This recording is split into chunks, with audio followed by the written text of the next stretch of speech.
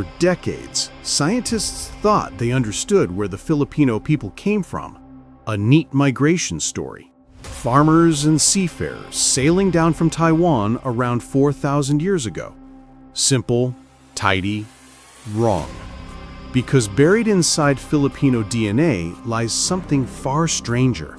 Fragments of vanished worlds, echoes of ancient humans who disappeared tens of thousands of years ago, and genetic fingerprints that reach from the mountains of Luzon all the way to the icy lands of Siberia and the far islands of the Pacific.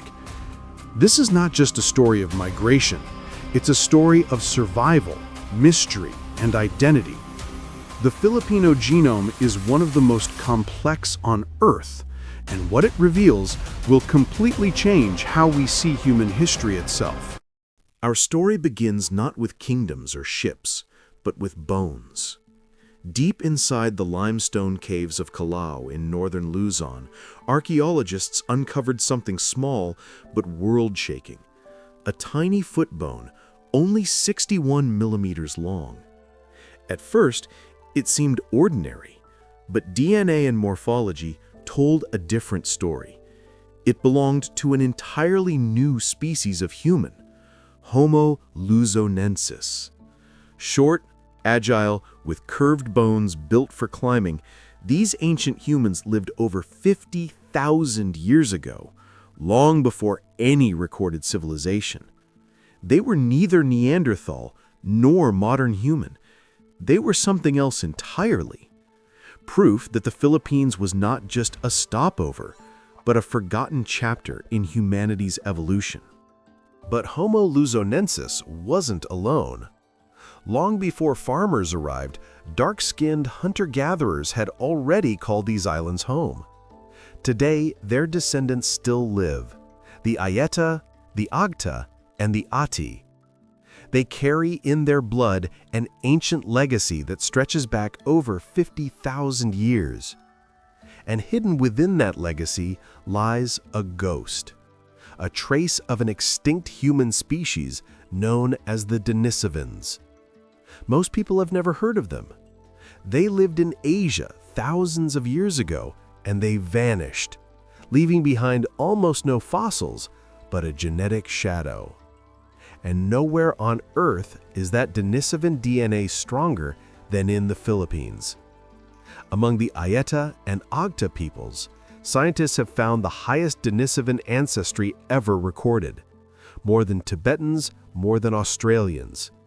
Their genes shaped resilience, helping them adapt to heat, altitude, and tropical disease.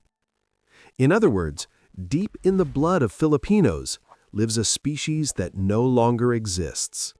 Then, around 4,000 years ago, the world changed again. New voices appeared on the horizon, the Austronesians, seafarers from Taiwan with rice, pottery, and a language that would one day stretch from Madagascar to Easter Island. They were not conquerors, they were voyagers. And when they reached the Philippines, they didn't erase the older peoples, they blended with them. Hunter-gatherers met farmers, islanders met sailors, and together they created something entirely new. Modern DNA proves it.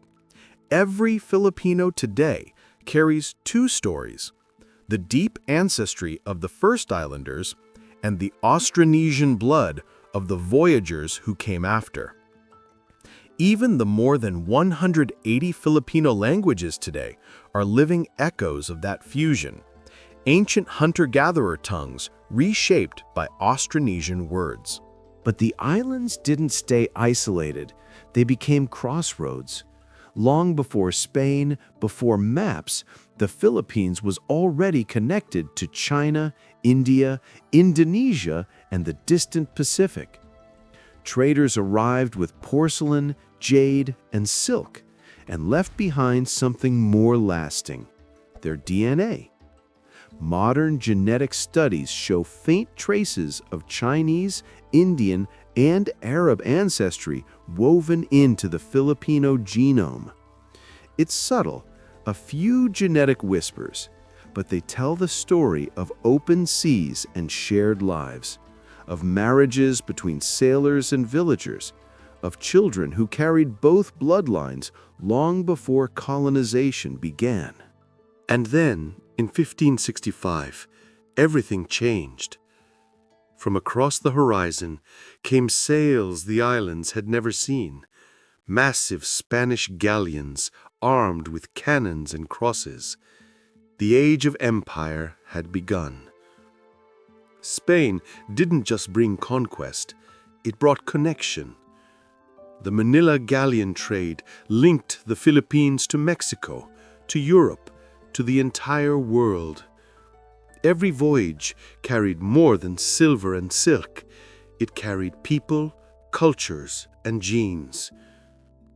Mexican soldiers married Filipino women. Spanish settlers started new families. Chinese traders built the first Chinatown outside China, right in Manila. And from all of it, new faces, new traditions, and a new Filipino identity emerged.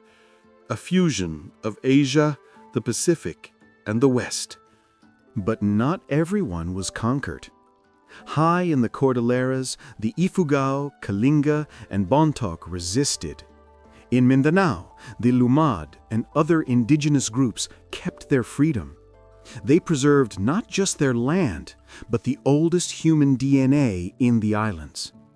In their blood lies history untouched, traces of Denisovans, echoes of Homo Luzonensis, and lineages that go back tens of thousands of years. They're living time capsules, proof that the Filipino story began long before empire or nation. So why is Filipino DNA so strange? Because it is not one story, it's many. It's the memory of lost humans and ancient seafarers, of hunters, farmers, traders, and conquerors. It's a record of extinction and survival, of blending and rebirth.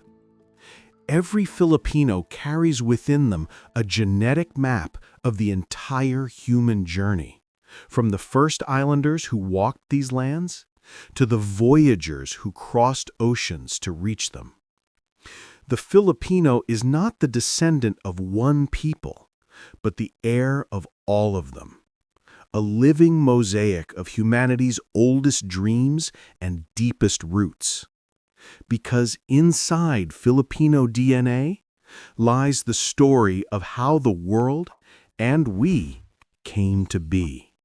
If you found this story fascinating, subscribe for more deep dives into the mysteries of human history, where every story ignites your curiosity about the world within us.